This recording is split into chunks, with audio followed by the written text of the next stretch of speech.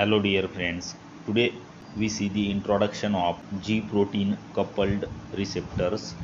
These are crucial membrane proteins containing extracellular amino terminus, 7 transmembrane alpha helical domains and intracellular carboxy terminus. They are fourth largest superfamily in the human genome, responsible for the wide variety of signaling mechanisms including sight, smell, and taste.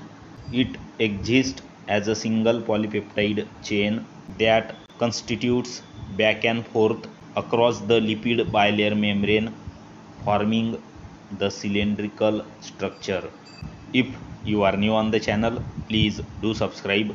Hit the bell icon to get update of latest notification from our channel and share with your friends. Thank you very much.